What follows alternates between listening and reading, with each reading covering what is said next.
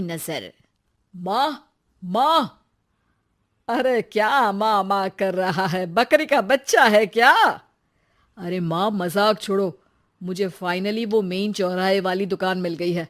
अब देखना, आपका बेटा दुगनी स्पीड से पैसा कमाएगा।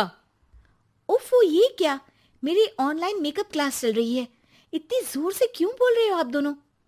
अरे मेरी धर्म पत्नी जी, मेकअप क्लास बाद में करना। वो चौराहे वाली दुकान मिल गई है हमको। अरे वाह! रुको, मैं अपनी माँ को फोन लगाकर बता देती हूँ। अरे मैं भी अपने रिश्तेदारों को बता देती हूँ। कितनी खुशी की बात है। हाँ हाँ, मैं भी अपने दोस्तों को बता देता हूँ। 1 हफ्ते बाद रजिस्ट्री है। बस, घर में खुशी का मौका था। उन तीनों ने अपने अपने फोन उठाए और लोगों में बात फैलाना शुरू कर दिया। और रही सही कसर, श्वेता बहू ने अपने पड़ोस में सबको बताकर कर दी। अरे वर्मा आंटी, अब हम भी जल्दी कार ले लेंगे। घर का रेनोवेशन होगा और ठाट से रहेंगे हम भी। अरे, ऐसा क्या हुआ? लॉटरी बाटरी लग गई है क्या? अरे, इस बार चौराहे वाली मॉल में हमको भी दुकान मिल गई है। दुकान नंबर 21, जो एकदम चौराहे पर है। अब ग्राहक बढ़ेंगे तो आमदनी भी बढ़ेगी ही ना। अरे वाह, कितनी खुशी की बात है। मैं बहुत खुश हूँ तुम्हें इतना खुश देख के। बाकी एक बात कहूँ, सबको मत बताते फिरना। किसी की नजर लग जाएगी तो खुशी की खबर वापस लौट जाएगी। हैं? ऐसे थोड़ी ना होता है। अब डरा रही हो? अरे सही कह रही हूँ। काली नजर कहते हैं इस चीज को, जब आप किसी को कुछ बताओ और वो काम बिगड़ जाए। अरे लेकिन मैं तो। तुमने सबको बता दिया ना? हाँ, फोन लगा लगा के। हम्म, अब बच के रहना। काली नजर बड़ी खतरनाक होती है। श्वेता इतनी खुश रहती है कि वो वर्मा आंटी की बात पर ध्यान ही नहीं देती, जबकि पड़ोस में और भी लोगों से खुशी की खबर शेयर करती रहती है। अगले दिन राजेश बहुत दुखी होकर घर आता है। अरे बेटा, क्या हुआ? मुंह क्यों सूजा हुआ है? मधुमक्खी ने काट लिया क्या? माँ, वो दुकान किसी और के पास चली गई। किसी ने ज्यादा भाव लगा दिया। अरे पर बात तो आपसे हुई थी ना उस दुकान वाले की। हाँ, आज मैं टोकन अमाउंट देने गया था, तब मुझे पता चला। कोई आकर सुबह मुझसे पहले ही ज्यादा अमाउंट दे गया। हम्म, काली नजर। क्या? क्या कहा? वर्मा आंटी ने समझाया था कि किसी को बताना मत, वरना काली नजर लग जाएगी। अच्छा, तुम्हें उनकी बात मान लेनी चाहिए थी। उनकी बात मान लेती, लेकिन उसके पहले ही सबको बता चुके थे ना हम तीनों। अरे अगली बार से ध्यान रखेंगे। कोई भी नई चीज होगी तो किसी को नहीं बताएंगे। तीनों कुछ दिन ऐसे ही रहते हैं, पर एक दिन श्वेता को एक मेल आता है। राजेश, मेरा ऑनलाइन मेकअप कोर्स कंप्लीट हो गया। अब मैं खुद का पार्लर खोल सकती हूँ।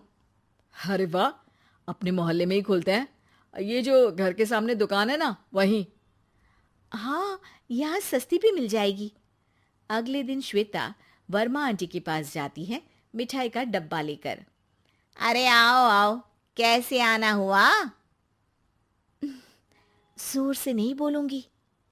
वो सामने वाली दुकान है ना, वहां मैं अपनी पार्लर की दुकान खोलने वाली हूँ। उसकी मिठाई है। अरे वाह, बहुत बधाई हो तुमको। हाँ, मैं कमाने लगूंगी तो राजेश पर पूरे घर का बोझ नहीं रहेगा ना आंटी जी। ये तो है। पर ये बता कि तूने ये बात किसी और को तो नहीं बताई ना? अरे नहीं नहीं, पिछली बार गलती कर दी थी। काली नजर लगी किसी की और राजेश के हाथ से वो दुकान चली गई थी। सबको मत बताना। चलो मैं चलती हूँ, कल दुकान की बात करने भी तो जाना है। अगले दिन श्वेता दुकान के लिए मालिक से बात करने जाती है। अरे लेकिन दुकान तो हम कल रात को ही किसी को दे चुके हैं। कल ही? हाँ, कल ही। 2 दिन बाद कोई यहाँ पार्लर भी खोल लेगा। अब कहीं और दुकान देख लीजिए। अरे पर हमको भी तो पार्लर ही खोलना था। हाँ भाई, एक ही दुकान है, आधी आधी तो नहीं दे सकता ना मैं। राजेश और श्वेता घर पर हताश होकर आ जाते हैं।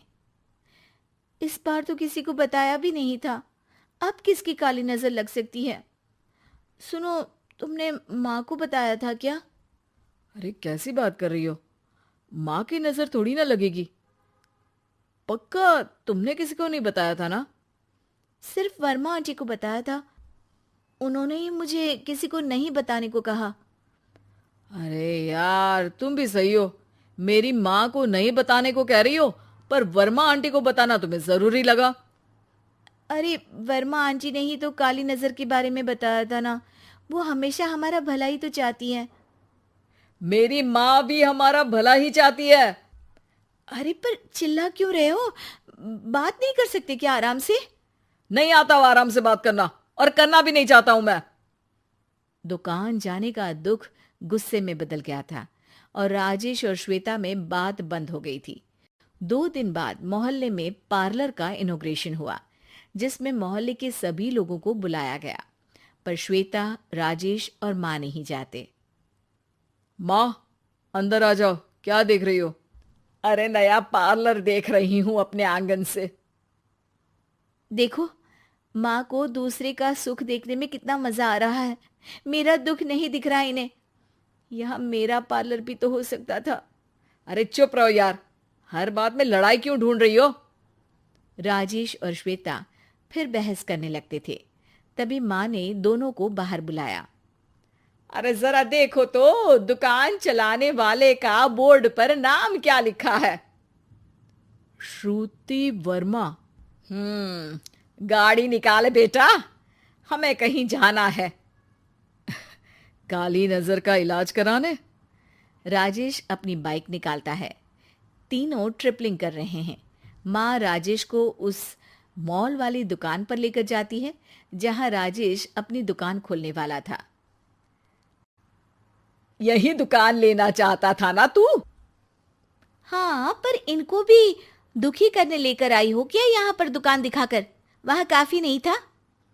अरे श्वेता, थोड़ा सब्र रख, अभी पता चलेगा कि हम यहाँ क्यों आए हैं। बता, इस दुकान चलाने वाले का नाम क्या है? अनुपम वर्मा।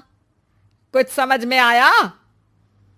वो दुकान वाली श्रुति वर्मा, ये दुकान वाला अनुपम वर्मा, और हमारे पड़ोस में हमने उस दुकानों के बारे में बताया किसको था? अब वर्मा आंटी को। मतलब वर्मा आंटी ही हमारा काम बिगाड़ रही है? नहीं नहीं, ऐसा नहीं हो सकता, ये बस इत्तेफाक है। राजेश अपना फोन निकालता है और श्रुति वर्मा और अनुपम वर्मा के नाम फेसबुक पर सर्च करता है, जहां ये दोनों ही वर्मा आंटी के रिश्तेदार होते हैं। श्वेता को समझ में आ जाता है कि वर्मा आंटी की ही नजर काली नजर है। अब क्या करना है? कोई भी खुशी की खबर हो तो काली नजर से बचना है, यानी वर्मा आंटी से बचना है।